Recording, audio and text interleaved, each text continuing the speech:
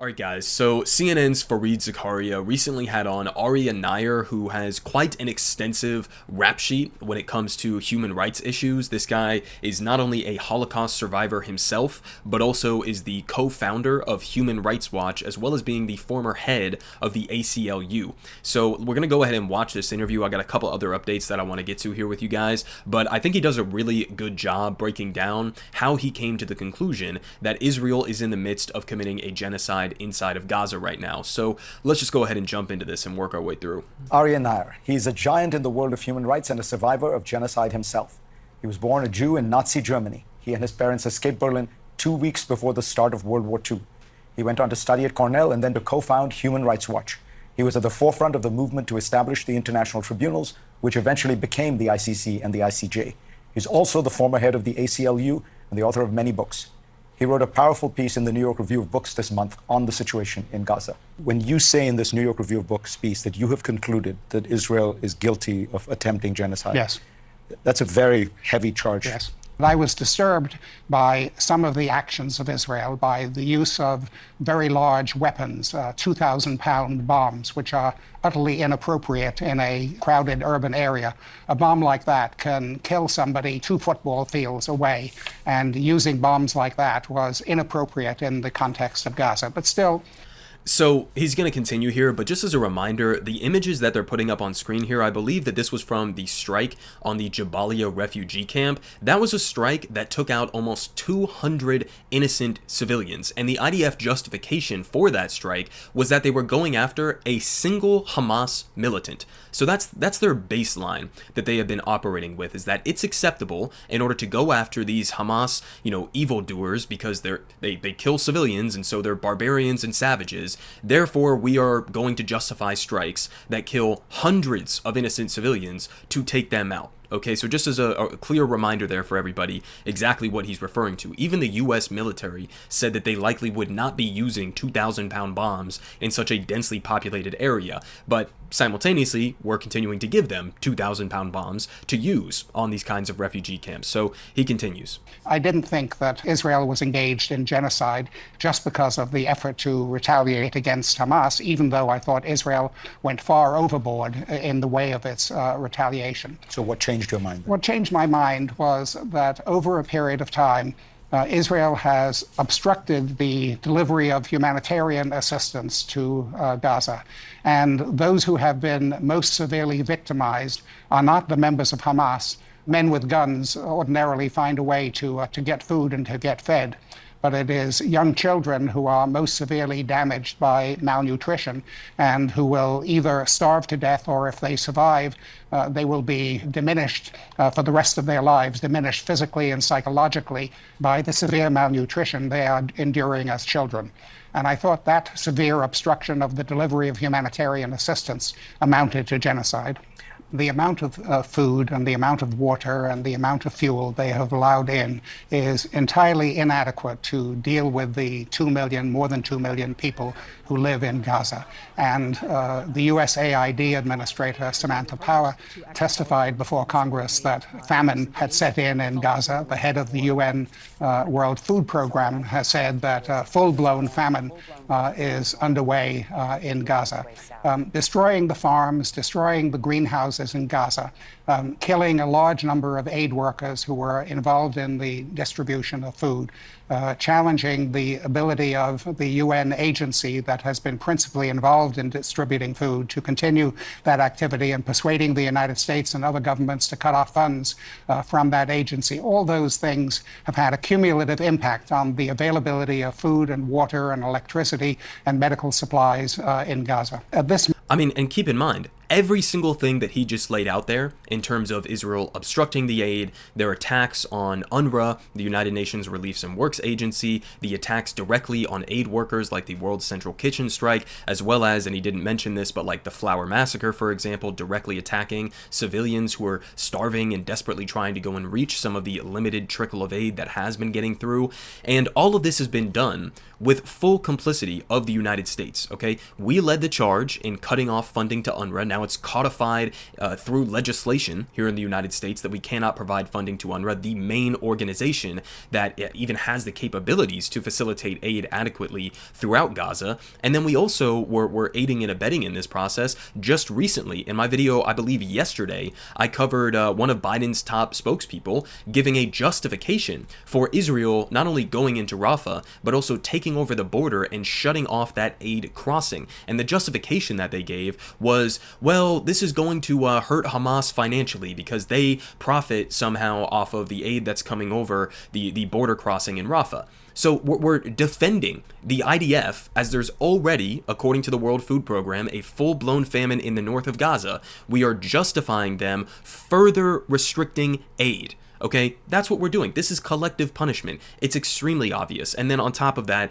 obviously the failed, Biden Gaza pier that just sank into the ocean within less than a couple of weeks and was an obvious bullshit PR ploy from the beginning. But he continues here. Moment, there are settlers in the West Bank area who are interrupting trucks taking humanitarian assistance into to Gaza.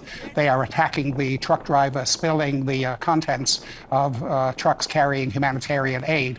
The Israeli defense forces have not intervened in order to prevent the settlers from engaging in sabotage of that sort in delivering humanitarian assistance. The Israeli defense forces have aided the settlers, and a very large number of Palestinians in the West Bank have been killed in the... And I mean, keep in mind, we covered that story about how a lot of these settlers that are going and attacking these aid trucks, and there were even circumstances where they attacked Palestinian truck drivers who weren't even delivering aid, but they're getting a lot of their instructions directly from IDF soldiers and police officers inside of Israel as well. Okay, they're getting aided and they're being given aid directly by Israeli security forces to go and attack these trucks. So you can't even make the argument that, like, well, these are just some rogue settlers and the Israeli government is super against this. No. I mean, we also had Itamar Ben-Gvir, the Minister of National Security, who became totally enraged when he found out that some Israeli police forces were being sent to go and guard some of these trucks destined for Gaza. And he got angry, not because the trucks are being attacked by settlers, but because he wasn't the one who was cutting off the aid. He said, I want to be the one who's blocking this aid from getting into Gaza. He doesn't want literally anything to get into Gaza. So, I mean, it's all 100% being done with the full backing of the Israeli government. The past few months, often with the Israel Defense Forces either standing by or directly participating in attacks on Palestinians in that area. Prime Minister Netanyahu says that this prosecutor is anti-Semitic and it's feeding anti-Semitism. You know, the use of the term anti-Semitism to attack those who criticize Israeli policies degrades the concept of anti-Semitism. Anti-Semitism has been a great scourge, but it doesn't insulate the Israeli government from being held to the same standards that other governments have to be held to around the world. The Israeli government has been very comfortable with certain anti-Semites. Prime Minister Netanyahu, for example, has cultivated a relationship with Viktor Orban, the Prime Minister of Hungary, and I think it's appropriate to consider Orban an anti-Semite, but to charge the International Criminal Court with anti-Semitism is, I think, absurd. For you as... He's also, by the way, significantly trying to ally with the Republican Party. There's nothing that I think Netanyahu would want more in terms of U.S. politics than for Joe Biden, who's basically been giving him everything, but has been kind of, rhetorically critical around the edges. There's nothing that Bibi wants more than for Trump to win the 2024 election, because he knows that Trump won't even bat an eye. Trump won't even do the, pretending to care about Palestinian civilians at all. So that's, another angle at which Netanyahu is aligning with extremely, right-wing forces, not just Viktor Orban, but across the rest of the world. I mean, Benjamin Netanyahu doesn't care if half the Republican Party is filled with, semi or full-blown neo-Nazis. He just doesn't care, because he doesn't care about anti-Semitism. He cares about, number one, protecting his own ass and keeping himself in power, and then number two, continuing with this ethno-state project, this apartheid, this ongoing ethnic cleansing, and now a genocide in Gaza. Anybody who is going to act as an ally in that process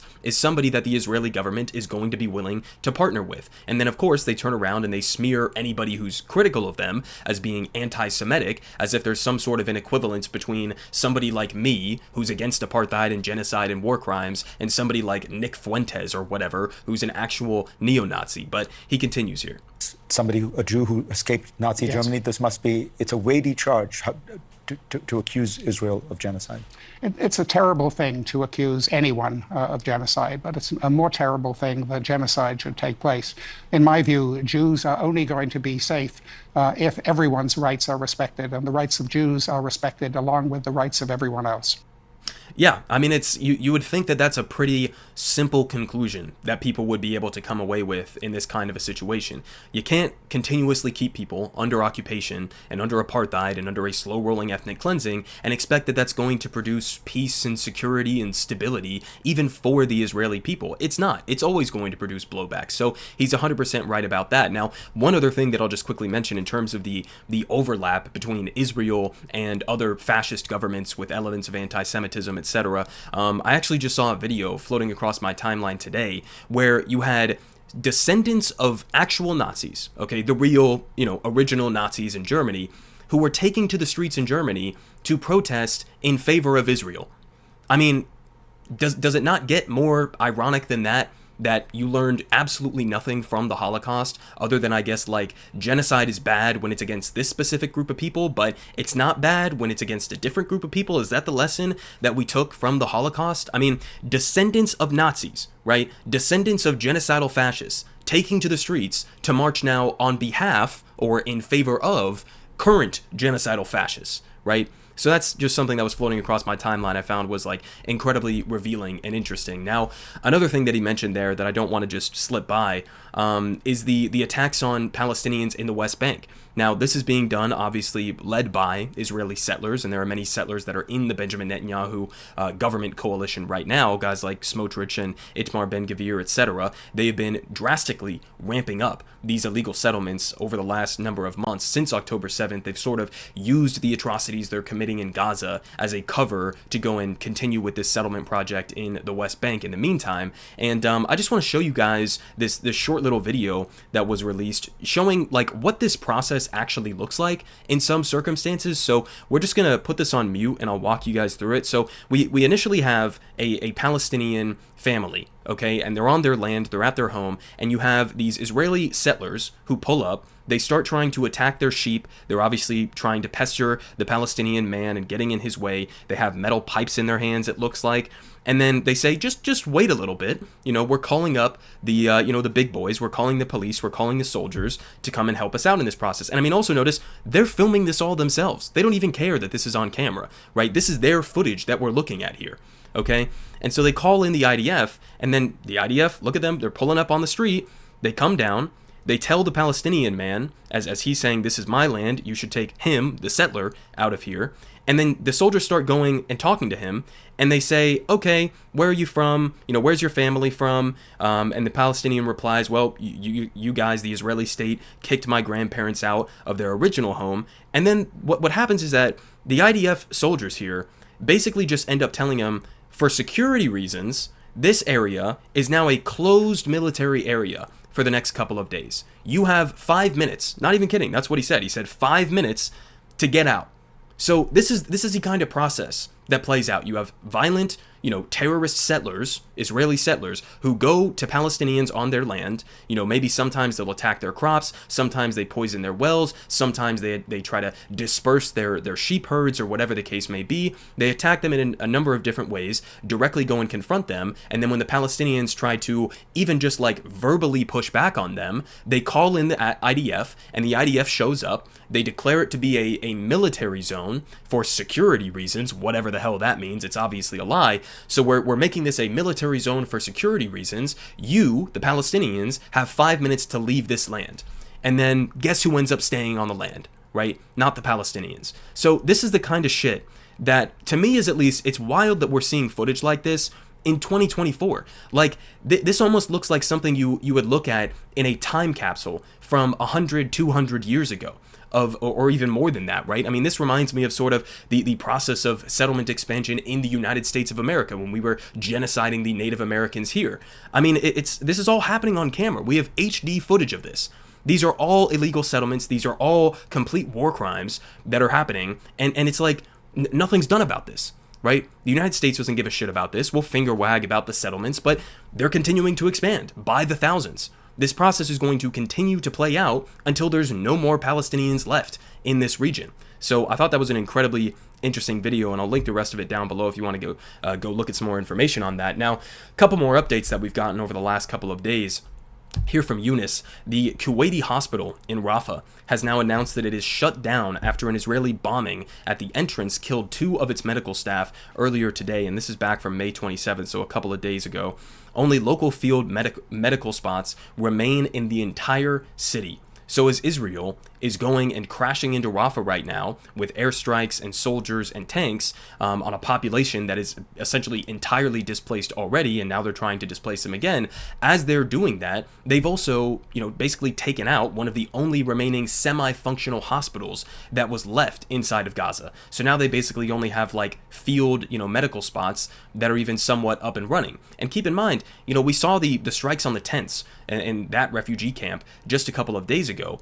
I mean, the monstrosity of doing something like that, knowing that there is no functional healthcare system, that there is no anesthesia, there is no adequate equipment for the doctors who are there, who are being worn down into the ground.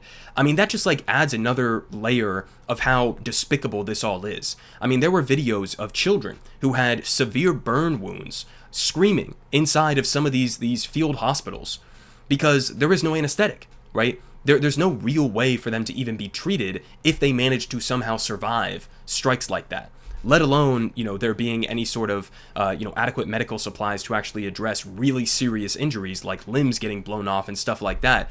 I mean, all of this is just, what do you say at this point? What are we supposed to believe? This is a targeted war against Hamas where you just had no other choice but to destroy every hospital in Gaza? That's what we're supposed to believe? I mean, it's utterly insane. Now we move on here.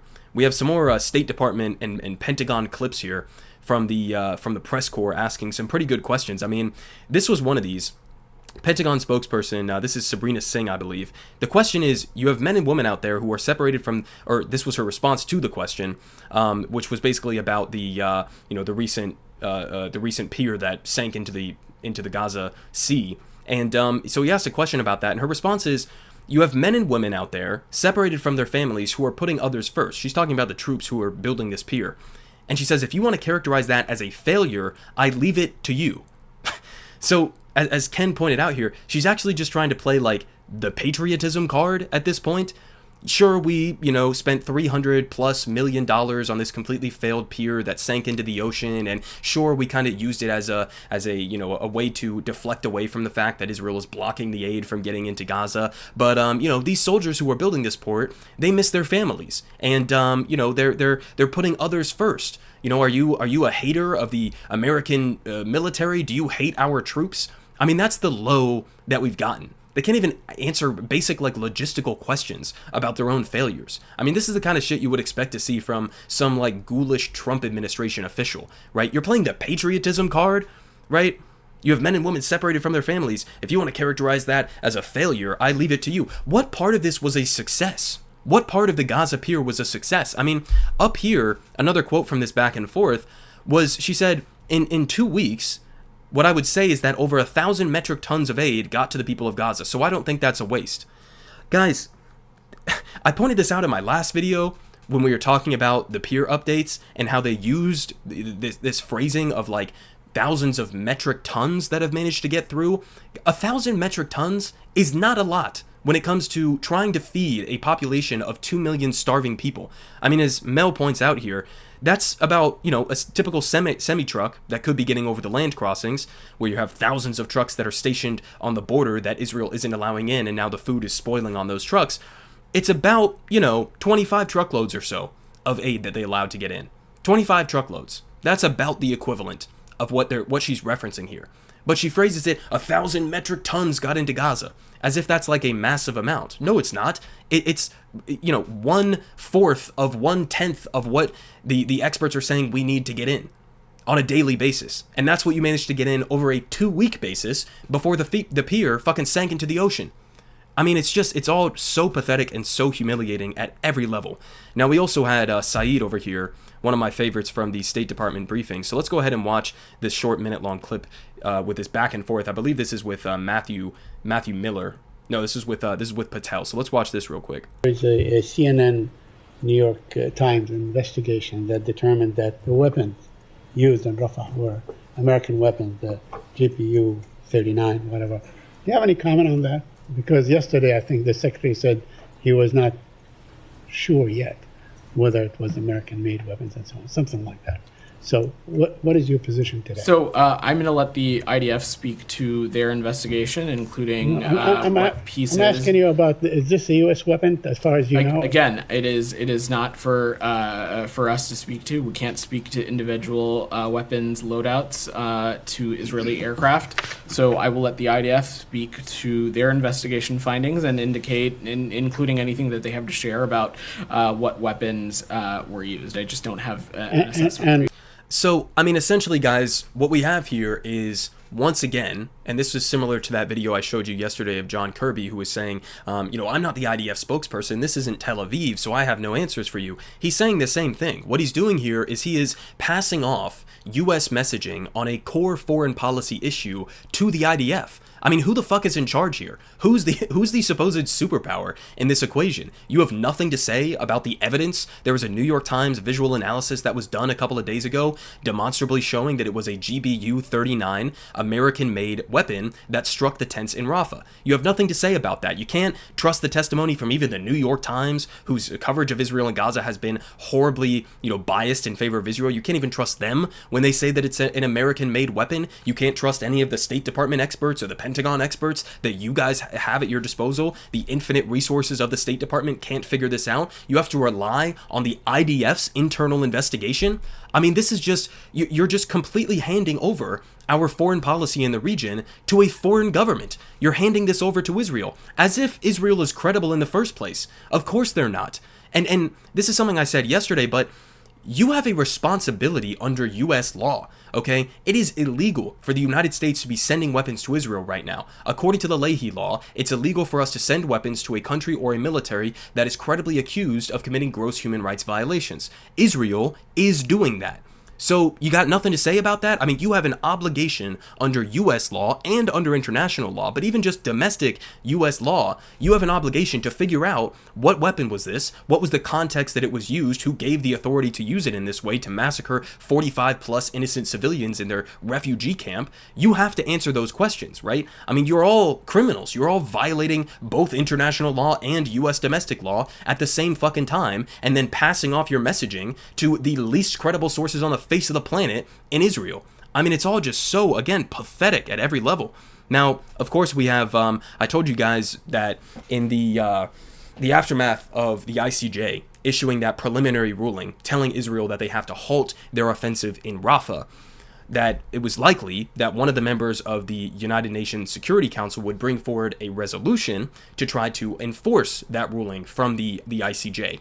And so, as predicted, Algeria is putting this forward. And now the US is coming out, and also predictably, saying that it's not helpful. It's not helpful. What exactly do you mean it's not helpful?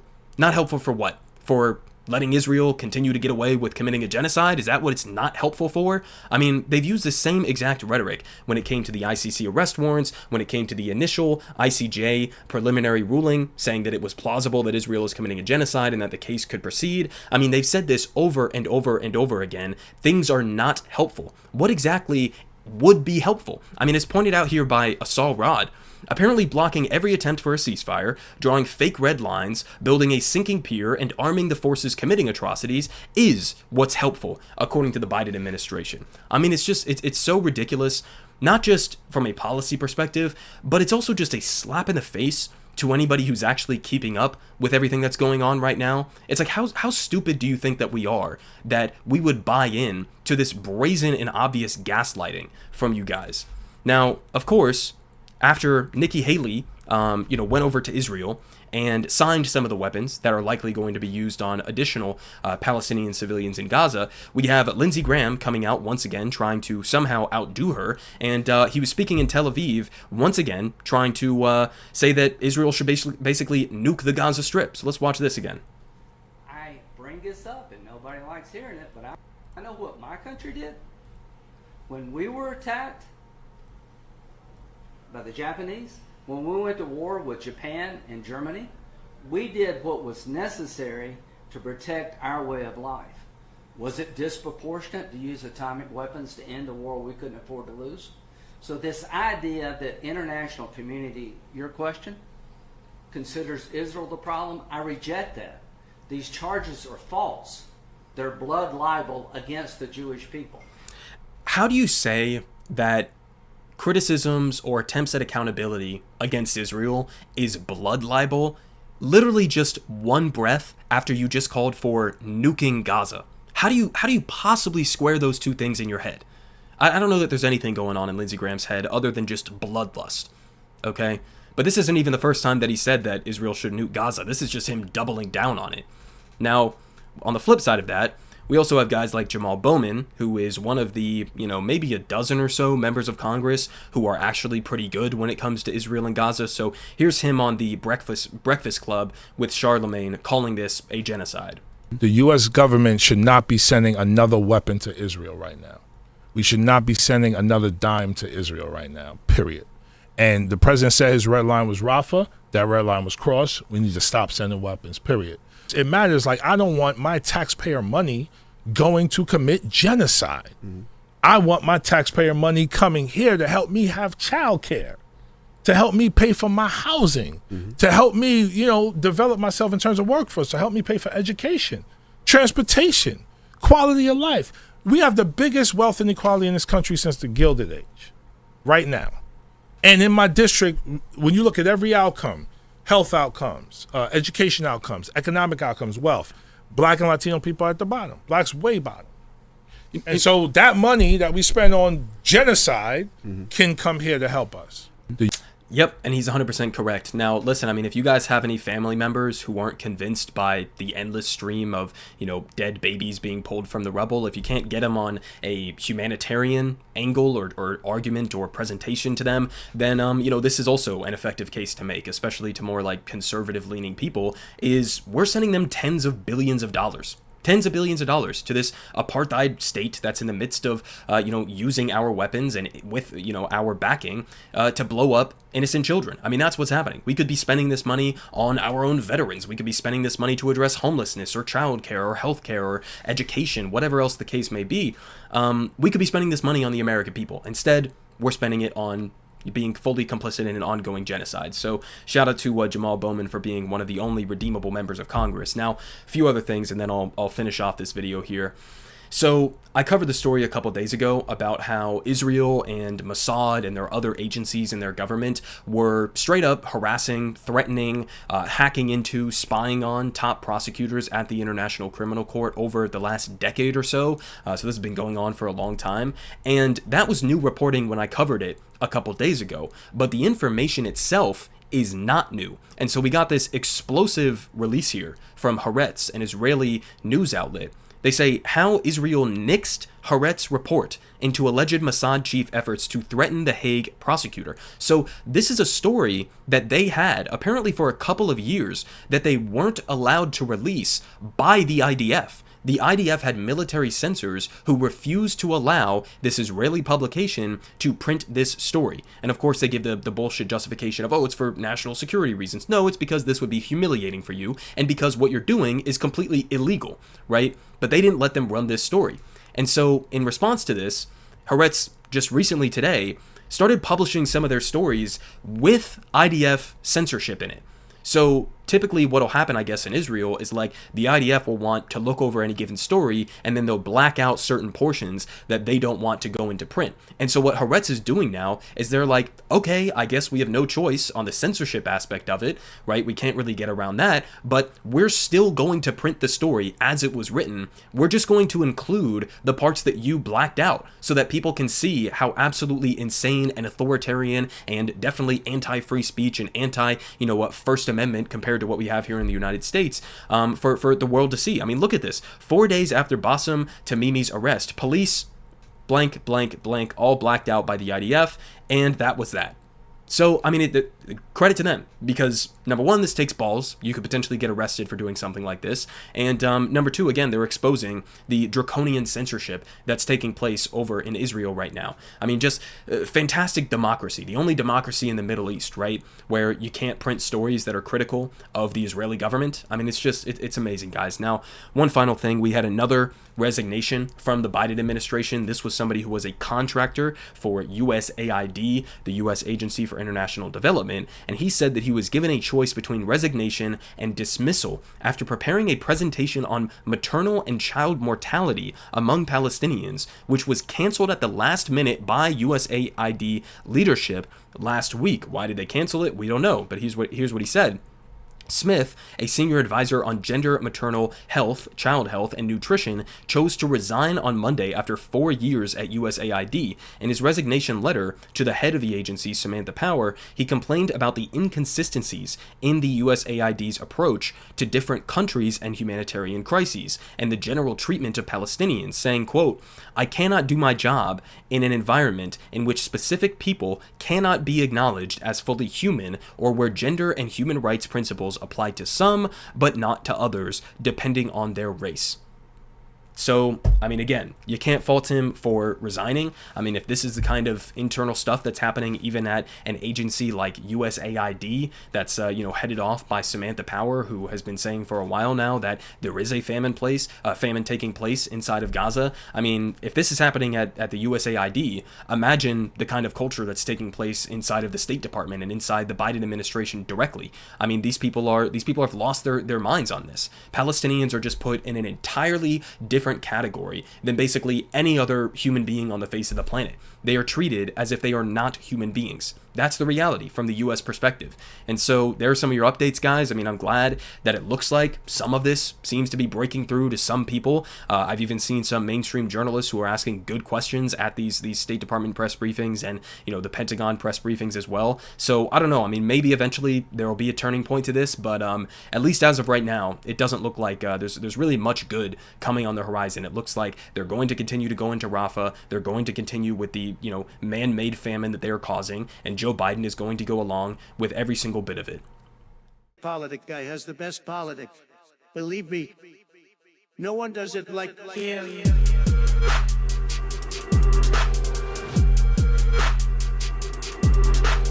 Believe me,